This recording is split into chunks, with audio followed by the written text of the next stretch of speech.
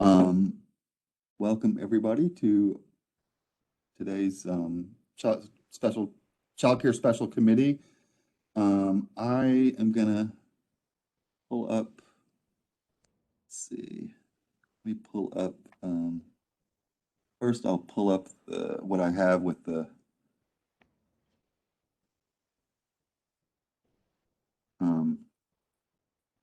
executive order. Let me see if I have sharing. Could I? There we go. Thank you.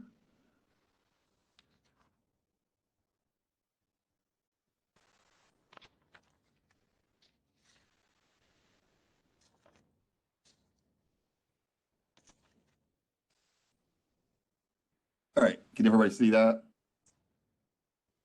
Have I shared? Can you see it? Nope. What says motion? Not yet. Okay. Let me go back.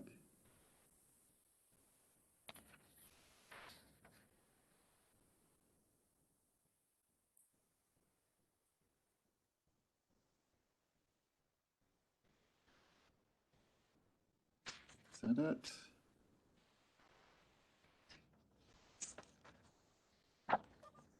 Now? All right.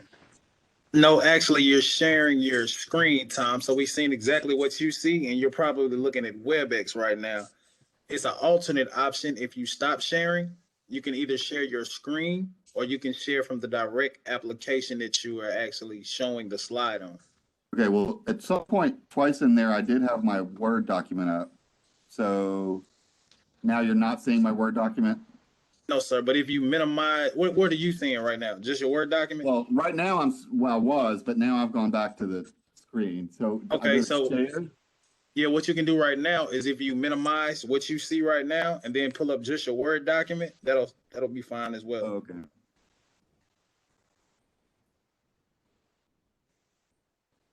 Now? Hit the minus button. You may want to minimize it all the way out and then pull up your Word document and put it in the place of what you currently see.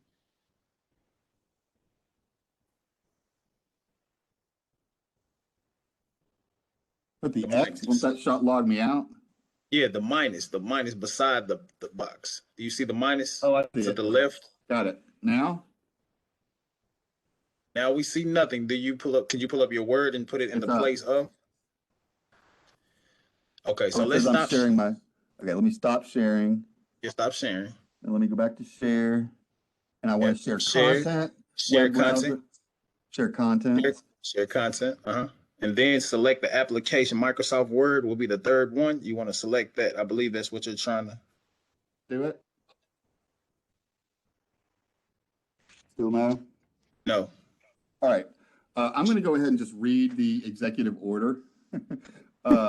Pursuant to Governor Lee's executive order number 78 regarding electronic meetings, I make a motion that this committee meeting agenda constitutes essential business of the Metropolitan Council and that meeting electronically is necessary to protect the health, safety, and welfare of Tennesseans in light of the COVID-19 outbreak. I read it, but could I have somebody move that? This is Belva Weathersby. I move to accept the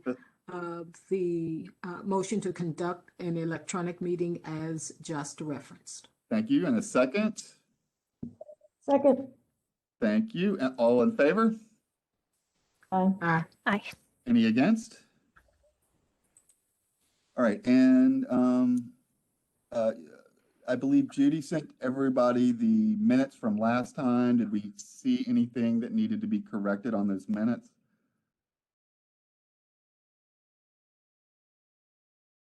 All right. Judy, thank you for doing that. Are you doing that again today?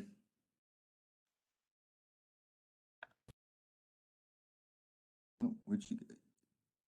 Yes, I'm happy to do that again today. I'm going to keep my video camera off because I just had a root canal and one side of my face is droopy. So, Okay, well, not fun to have a root canal, but glad you're with us. All right. Main thing I think we want to do today is kind of continue to see what the progress of the different groups are, and continue moving forward to write to compile different aspects of our reports. I know Lisa was working on setting up a Google Drive for us to like upload it to, and I think she had a draft of just a rough draft of kind of an outline or a sectioning of the parts of the report. And I'm sure she can share more about that as she comes on. Who wants to start sharing? Erica, I know you had some good developments you want to share. You shared with me and Lisa, I think, but if you want to share with everybody, that'd be great. Yes, definitely. I had a really great meeting with all our kin, the organization that really focuses to support family or home-based childcare. They're based in Connecticut, but also work in some other states as well. And they've been doing the work for about 20 years. And so they have some great policy team. And I asked them, hey, what's going on around the country to support family and home-based childcare? What are, local initiatives or also state level initiatives? And they gave us several articles to just give some examples of what other cities are doing. So I would be happy to just share a couple of those examples. One example would be Pittsburgh. So in 2019, Pittsburgh decided to create a fund of $2 million that would help to improve childcare facilities. So existing childcare programs, whether home-based, group based or center-based, could apply to this fund to receive a grant to update the quality of their facilities, which was an issue for Pittsburgh. And San Francisco, which is not quite as close to us, but San Francisco created a bigger fund. They of actually $24 million that would provide an annual stipend for every single registered early childhood educator in that city. So at the end of the year, they would receive a $4,000 stipend, or almost like a bonus payment, just because they were a registered early childhood educator in the city of San Francisco and trying to support that affordability. And there also was another example in California where any new development would have to pay a one-time fee for that community, and they use the collection of those one-time fees for new developments to actually be able to fund childcare programs. So again, the city created a fund that provided micro grants to existing childcare programs, whether center-based or home-based. So those are some of the examples that are material provided for us. Awesome. Very interesting. All right. Who else would like to share?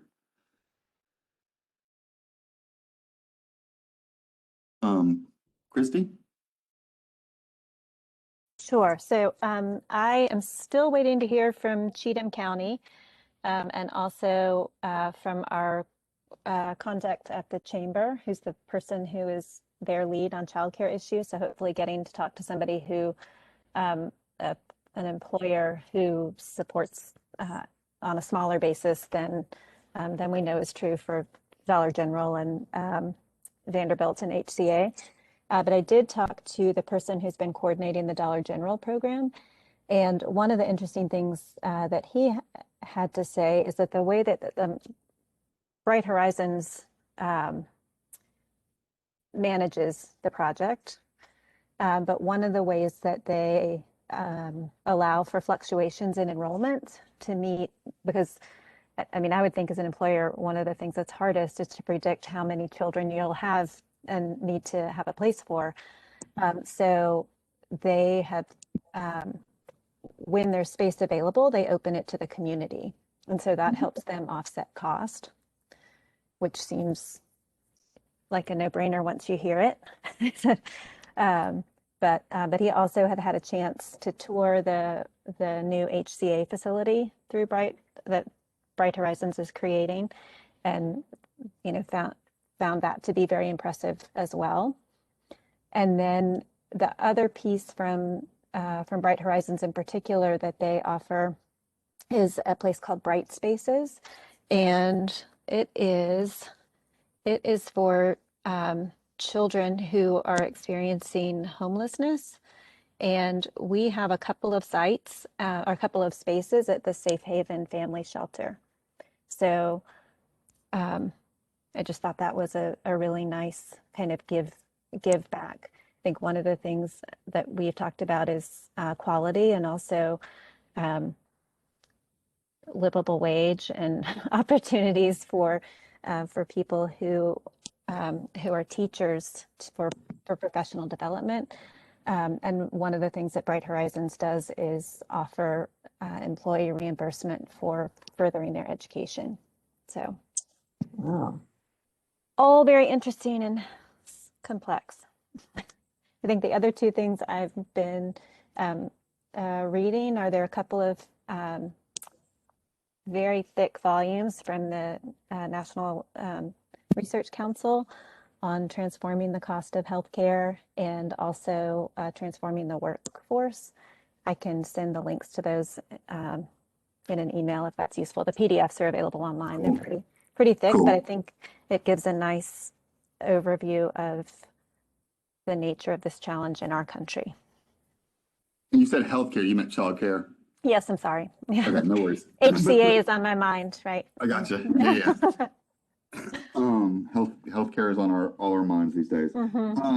So Safe Haven helps kids or families. Kids. Can you go a little bit more into that? Sure. I haven't been able to get in touch with anybody there, but Safe Haven is a family shelter. And so within that structure, they also have a couple of spaces that are available for children. Okay. So like so like if the family is there, they have childcare for the family, for the kids in the family. Yes. Gotcha. And I think that thinking about the families who are experiencing homelessness, that hasn't been a big part of our conversation. Right. But we know that they're in our community, and so it feels That's important awesome. to include those children in our thinking. Agreed. Awesome. All right, thank you. Who else would like to share next?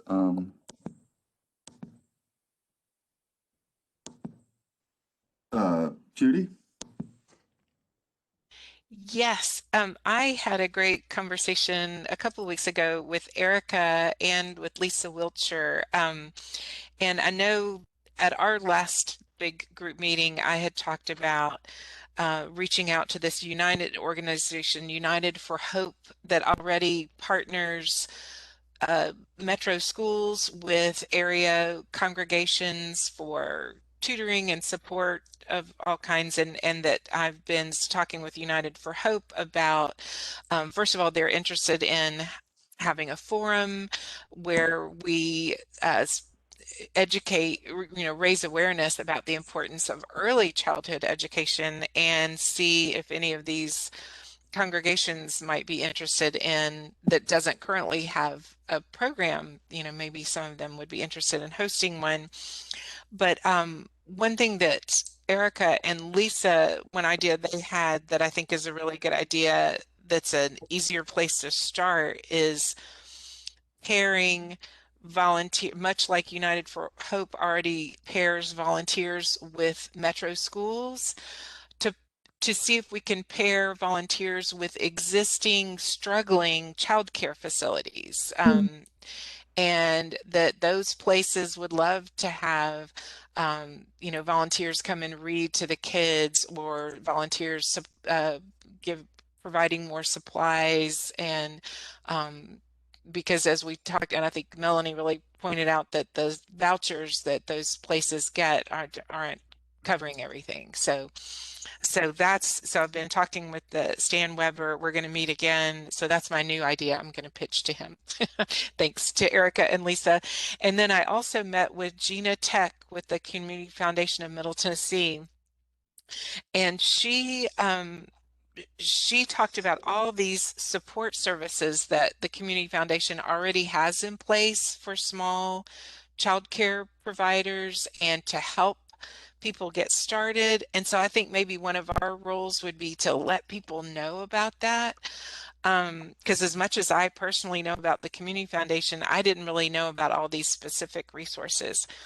And then she also really likes the idea as a starting point for all these bigger goals I have, but to pair existing established childcare programs with little ones that we might want to start. So let's say Westminster Presbyterian preschool program, which is a really well-established one, could partner with maybe a Presbyterian church in a low-income area and help them get started. That maybe we pair existing programs with smaller ones. And maybe the existing programs would even be willing to be the employer of the teachers at the small ones and provide all the back office, the billing and all of that kind of thing. And so that's what That's right. that's what we talked about. Awesome. Awesome.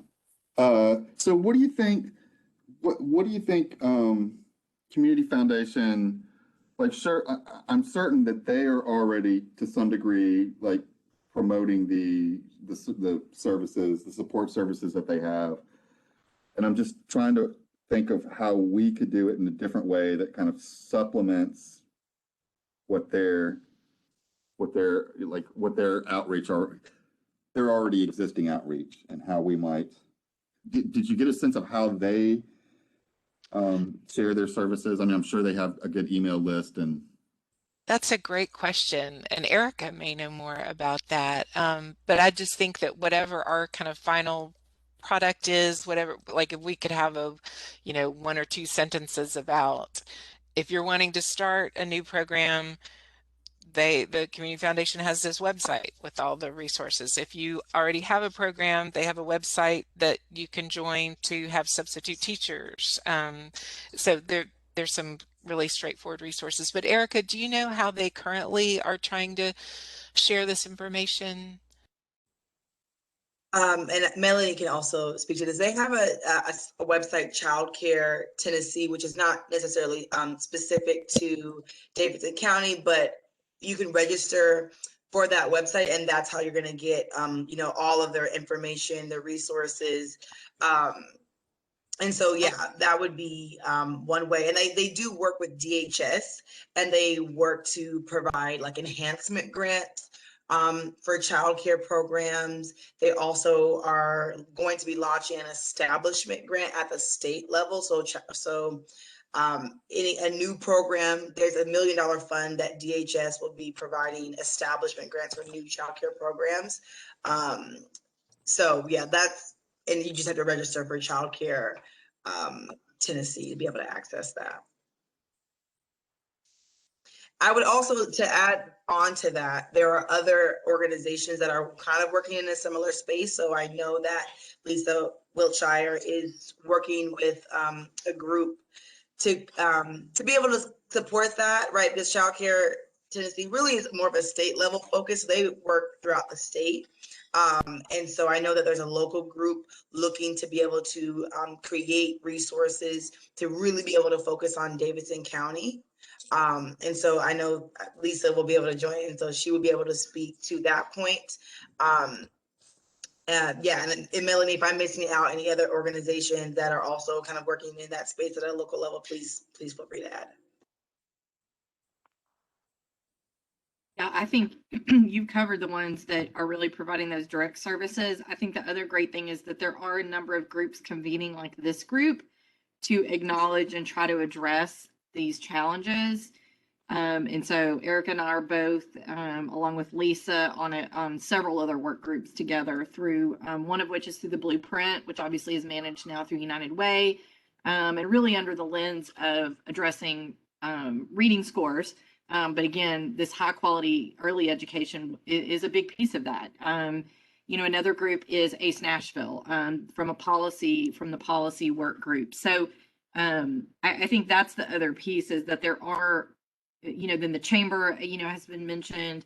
It seems like there's a growing group of people trying to pull resources and ideas around the issue. So also hopeful that more things will come out of all of these collective groups too. Absolutely. I had a question. You were talking, do we find that the childcare deserts are mainly urban, or are they they're just as many problems in rural settings as well? If we're looking at the state. Do we know? If you look Rural. statewide, rural is a big issue. I think also, though, when you look at that map, Davidson County has pockets of obviously urban areas as well. So, but yes, when you look at just the data from a state level, the rural areas are greater. All right, thank you. All right, who else would like to share some updates for us? I don't have the list of like different groups in front of me, and y'all are mentioning it, but I don't want to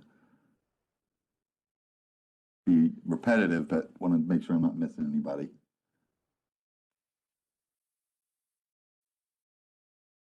Anything else?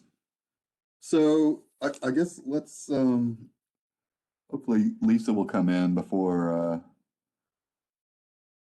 we end the meeting. But I have a question, and okay. I would like, I'm here to learn. So you guys, please, you guys that are in Nashville, Davis, I'm a little bit newer to the scene. And so I'm curious about, what do you all think that appetite locally would be for any type of funding solution? And I'm asking this because I think, one of the great advantages, I'm thinking about what can uniquely this committee do, right? As Melanie mentioned, there's United Way Group. There's some folks that are really focusing on like policy work. And so when I think about, the Metro Council, like what is kind of one of the things I know, of course, codes, licensing, kind of that type of thing, there's influence in that. But I do think that there, is some potential influencing on funding. And I think at the state level, even the idea of like the $1 million establishment grant for the entire state really is not even going to help. Like that impact locally is going to be insufficient. And so I'm curious, what do you all think the council, mayor, citizen appetite would be for any type of financial investment into any of the many different solutions that we could come up with? I don't, the quick answer is I don't know. I think there would be some, we're still kind of coming out of a fiscal mess, and things are looking better, but we may still be in a point where funding for new things is a little bit more of a hurdle. And Lisa and I are setting up a meeting with the mayor's office and talking about some of these things, kind of providing grants is one thing, and then providing like somebody in Metro government who's kind of helping connect these dots, and what we were talking about of connecting people to, or connecting people who want to start or grow childcare centers with those resources that we've been, mentioning all throughout. Finding somebody within Metro government to do that, I think, would be the other thing that would require some funding. Although when we have that meeting with the mayor's office, we can, that's one of the main things on the ask list. And I guess my question would be what it looks like in terms of like, I don't know that we're at this point set up to like give like grants to individual childcare centers or institutions that are wanting to start childcare centers. But, I kind of see it might be easier to find a nonprofit that can do some of that work and give that nonprofit a grant, who could then filter to the centers themselves rather than the Metro being the disseminator to all the smaller pieces, if that makes sense. I'd love to hear what Councilmember Allen thinks about any of this. Yeah, thanks, Tom. I'll throw in a couple of thoughts. And I will say I had a great educational meeting with Erica where she gave me a lot of a background on all our kin and what some other groups are doing. So the possibilities are amazing. And so much of it comes back to funding that makes that a really important question, which I think is everybody knows. And I'll just say a couple of things in terms of timing. I mean, right now, if we wanted to get ownership by some, either Metro agency like Metro Action Commission or Social Services, now is when they're meeting with the mayor as he puts his budget together. So if we want to get, go that route, it'd be great to start that process yesterday. And then the other thing, as I explained to Erica, is that there are several pots of money. The funds tend to change names from year to year, but community support fund or something like that.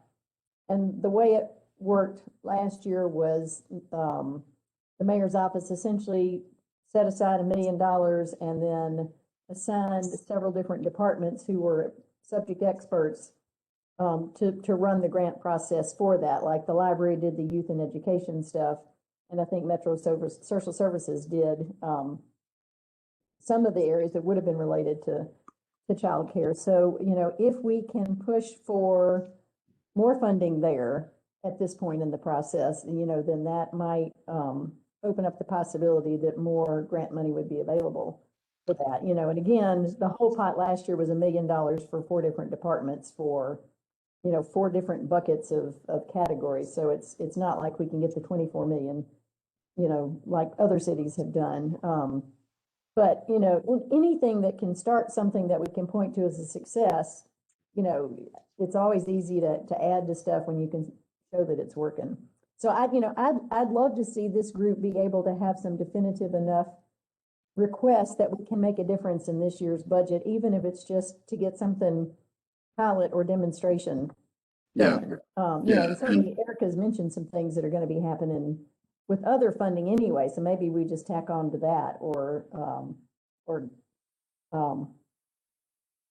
further support that if we can.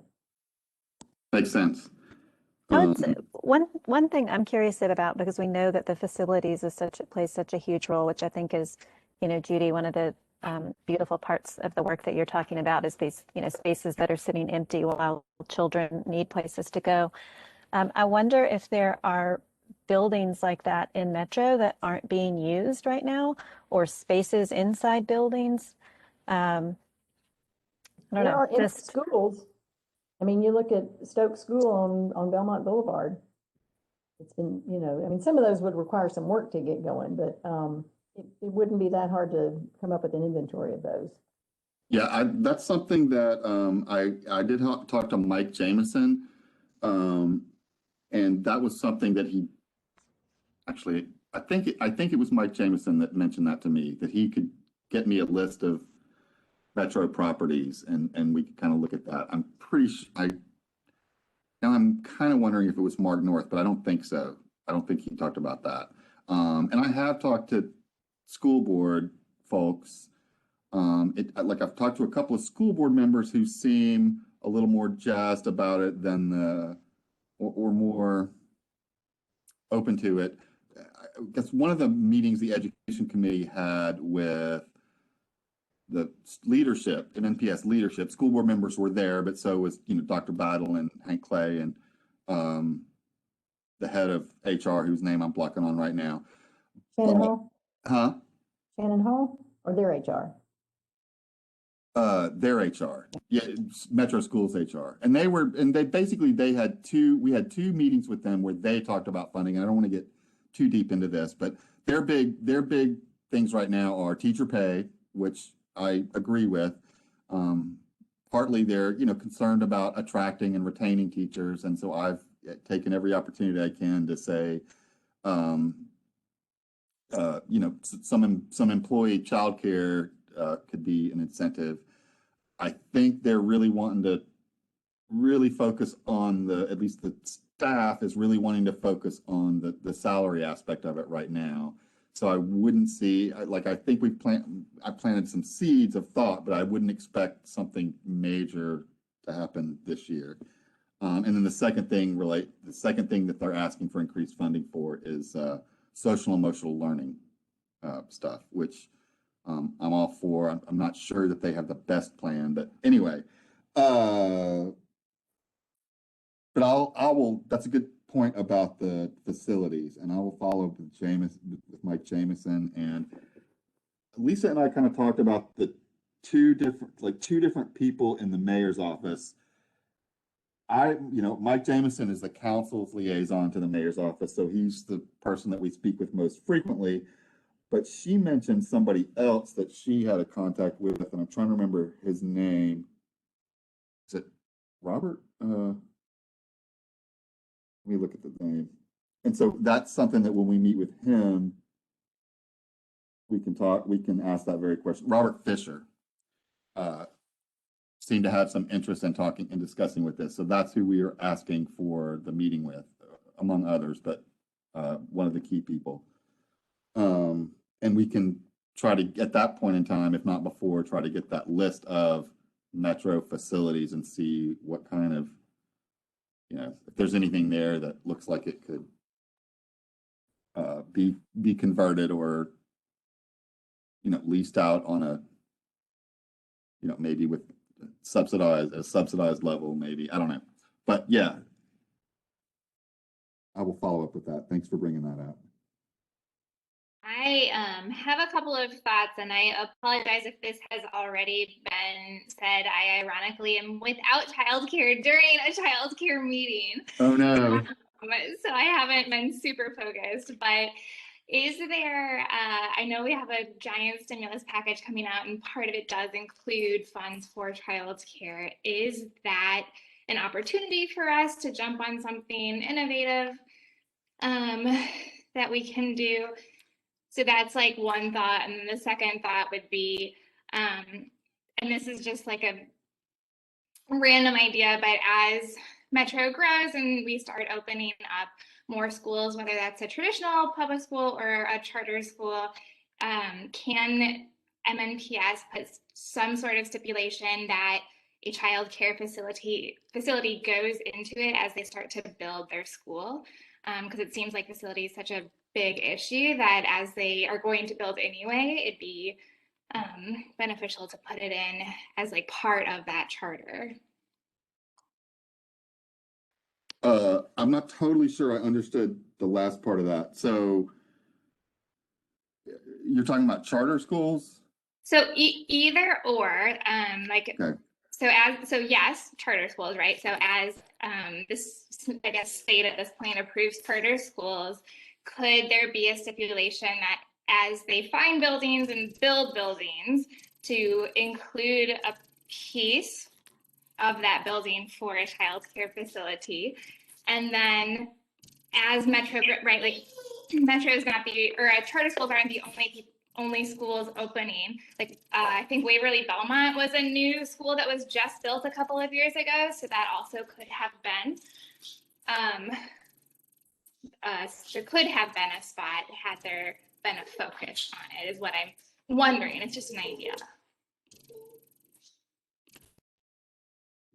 And we do have some new ones coming in Southeast Nashville. So Yeah. the timing is right to get in on those. Yeah. And that's something we, the school board would have to stipulate that. I think they could, but it would have to be there, on their agenda.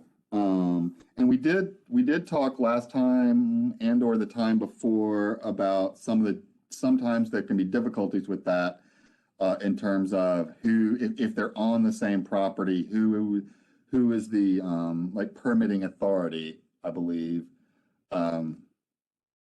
And yeah, we talked about that some, and so that might be a hurdle, not a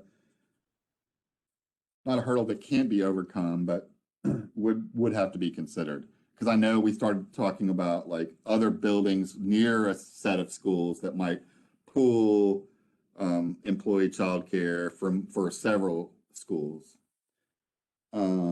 Right, because I think, Mr. Cash, the conversation was either a Department of Education or Department of Human Services in terms of the licensing entity that would license them, that would help them to be available for additional supplemental funding, that childcare stipends and different funding sources that could certainly supplement. But those are the two options that I'm aware of in this area that would be, and so the setting certainly has something to do with which of those entities would be most appropriate, and then some flexibility on some others. Gotcha. Right. That makes sense. And I know we mentioned that Wilson County and Cheatham, obviously, and Williamson, I think, do have some of those. So that's a good question in terms of, can we get the school board or Metro or school staff to kind of stipulate that? And I don't know the answer, but that's worth asking or lobbying for. One thought I had around that Zaya brought up that kind of echoes back to what Erica said earlier is obviously, so, there's trillions of dollars coming at the federal level that has now been designated through really the last two relief efforts to childcare. What I'll say as a local provider, those have not yet managed to make their way, or we don't know how, there's no idea of how it will potentially make its way to us. In my understanding from someone with the state a week and a half ago is that the guidelines are still being written. And so what I would say is, I don't know, again, this is a little to Erica's point, I don't know the role that city council could or has historically played, but from an advocacy standpoint, how can we advocate for those dollars? And it is in the news on some of the other, more broader areas of the legislation deciding how the money is being distributed, whether it's by population. And so those are the realities that I think we're going to see out of those dollars is, as the federal government gives their guidelines, what does Tennessee choose to do within what they can do, and how could we potentially advocate for how those dollars could be spent? Gotcha. So that definitely kind of just tying in both of their comments. Gotcha. So to clarify, like, there are different pools of money, and the state gets some and the city gets some, and then there's a separate pot for childcare. And so we're saying, is my understanding that the state still has a say in how those specifically childcare pot of money is spent, aside from the money that the state or the city gets?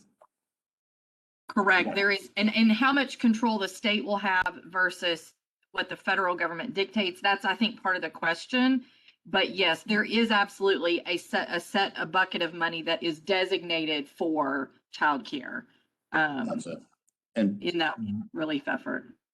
My sense, but I haven't delved real deeply, or I guess this is more of a question than a sense, but that the money is mainly or exclusively, is the question, intended for existing centers, and so that may be able to, either stay afloat or expand, or but I haven't gotten the sense that the child care pot of money can be used for new facilities or new centers, but I could be wrong, and would hope I am.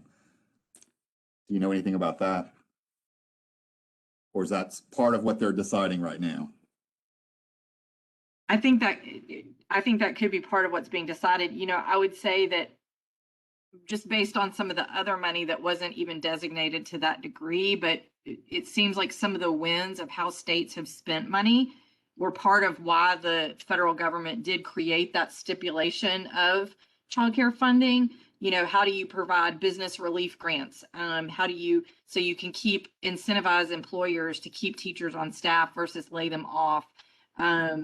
Some of those pieces are things I've seen at the federal level being mentioned as having been wins, if you will. So I guess what I would say that is, it might not be designated to new or existing, but if you can find a way to provide childcare, whether it's brand new or expanded or just maintaining status quo pre-pandemic, I'm hopeful those dollars will be fairly accessible to really any of those groups, no matter where you're coming from.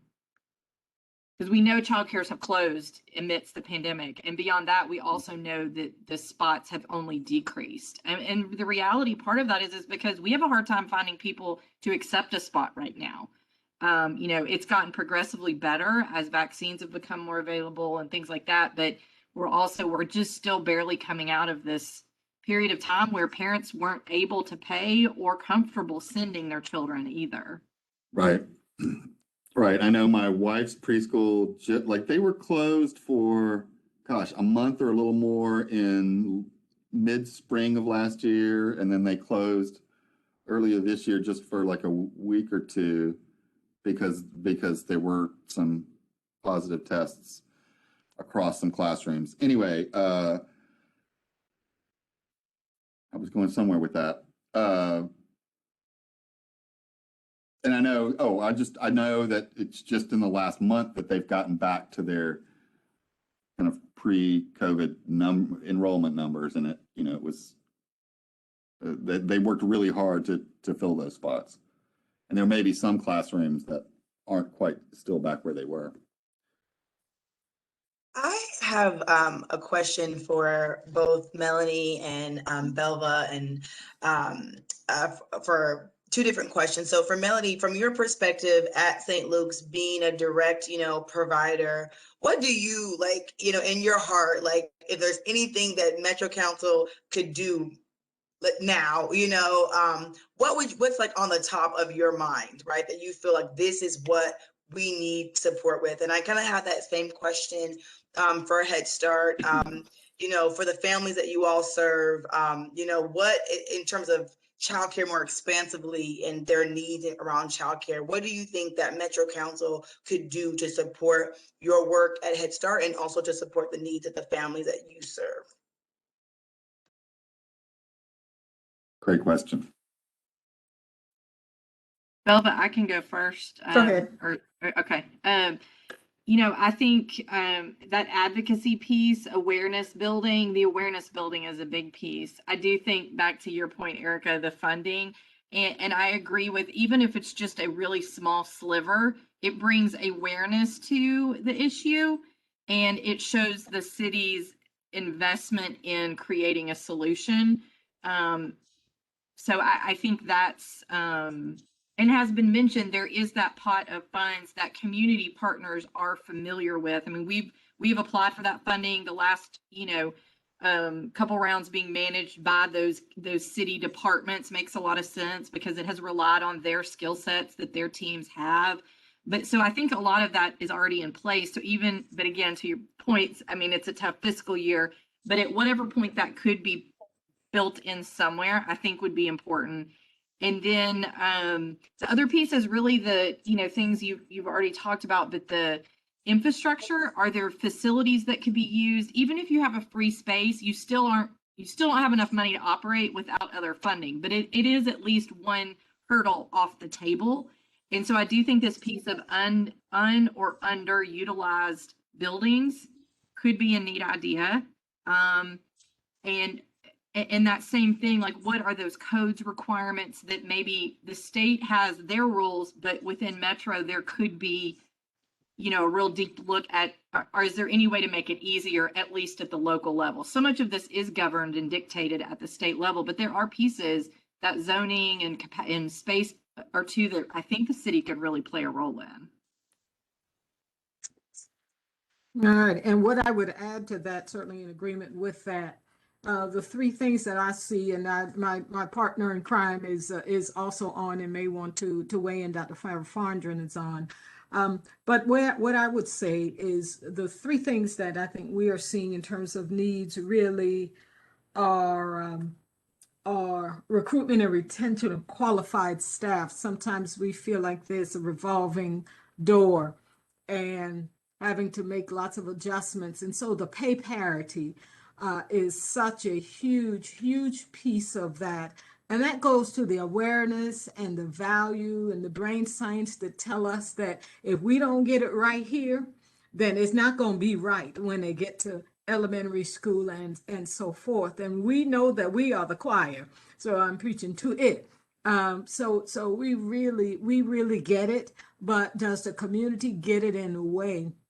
And even to extend that, to look at it really matters at the infant toddler space. Once we've gotten to 3-year-olds, we may be a little late for some. So just that infant toddler space, and Head Start is, of course, beginning slowly, continuing slowly rather, to put some resources in that space. But that's the area. I had a call just yesterday. It was like, whew, if we had 3 more 2-year-old classes, we sure could fill them, Miss Bell. I said, where we gonna put them? At your house? But so we know that there's a need in the infant and toddler, and that's an important space. It's not babysitting for the babies. It's early learning and development that starts at actually prenatally. So we won't get into that philosophical conversation. But so that, and in terms of supplemental funding for extended services. We have just moved to our phase 3, what we call it, and we're at Metro Action Commission, Dr. Fondren and myself.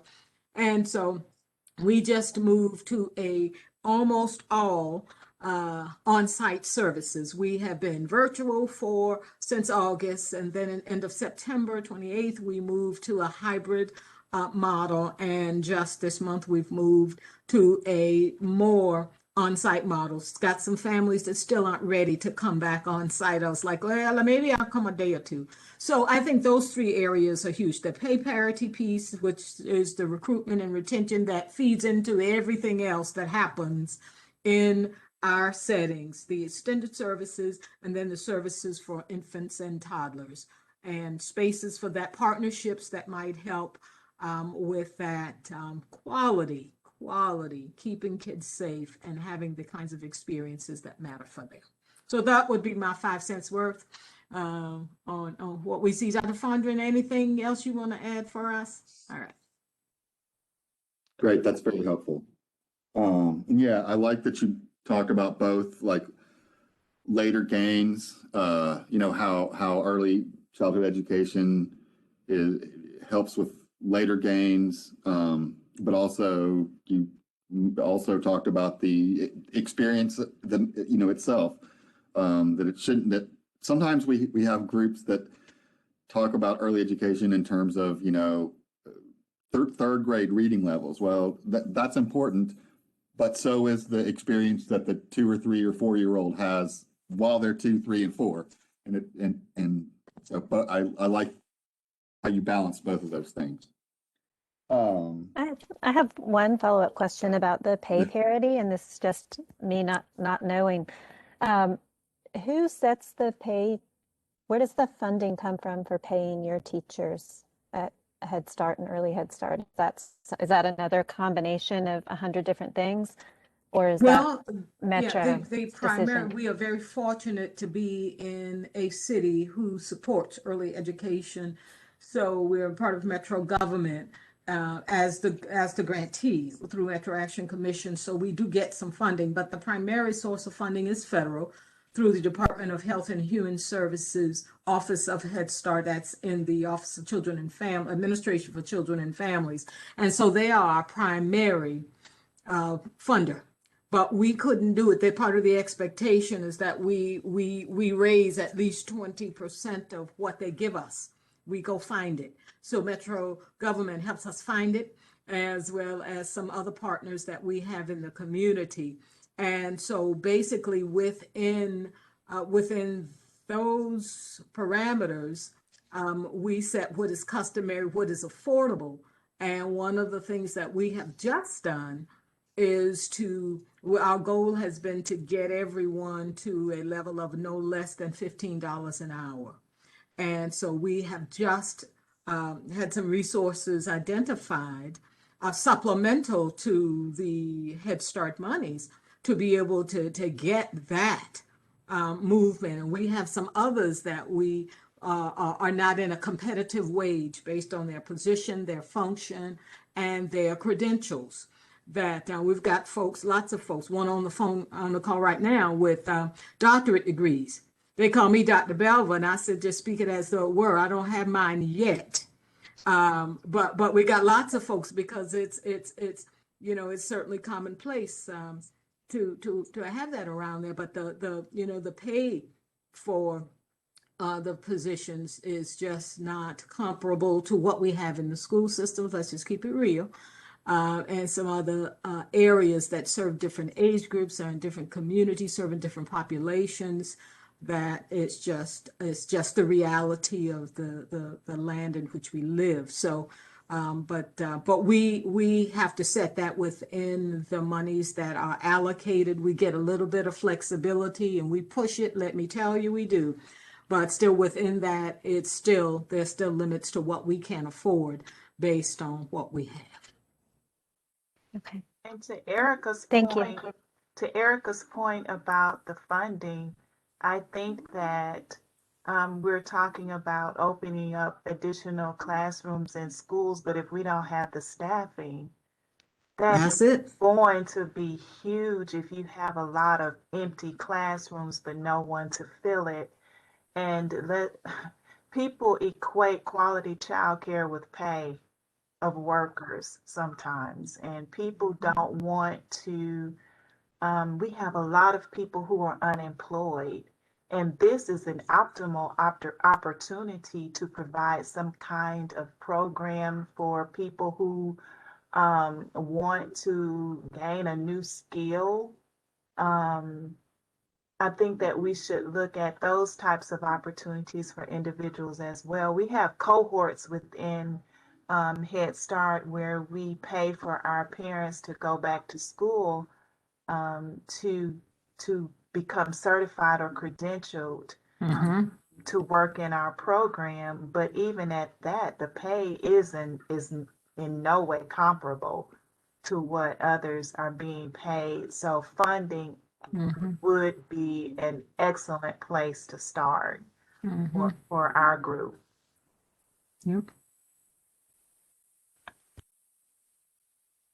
All right, great points. Thank you. We're coming up on 1 o'clock. And so I'll work with Lisa to make sure we'd wished that I'd hoped that she was going to show up, but her other meeting must have gone over. But to set up that Google Drive, so that we have a place to share documents that we find and documents that we're creating, do we think that we're at a place where we can start writing the parts of the report and compiling them even in draft form? Yes? I think so. Here? Yeah, Okay, good. you got to start somewhere. Yeah. Yeah, I think so too. Yeah, and if we do that when we do that Google Drive, we can, we can share it so that there are other eyes on it. Because we all, everybody seems like to understand, a lot of the different parts. And so the more eyes on it, the better. So yeah, I think that would be the next goal, is to start putting that report together in the different parts. And then several of us, I know Lisa and I can, and are happy to get help from others to kind of, once we have those draft sections, can make a more comprehensive report of it. And she and I will have that meeting with the mayor's office and see what possibilities there are. And I know that, as Councilmember Allen said, we are kind of already in the throes of the budget season. However, like we're this is a new committee, and I wouldn't want us to, there's stuff that we want that we can't get this year. I would hope that, and I know I am committed to continue pushing for those things beyond this year. And it shouldn't be just we're only trying to do this year. And, anyway. And so we'll have that meeting and see what is doable. Anything else? And as always, let us know if there's information or resources that you need to be able to do that report. And I'm sure somebody can help you find it. All right, anything else? All right, so today's the 24th.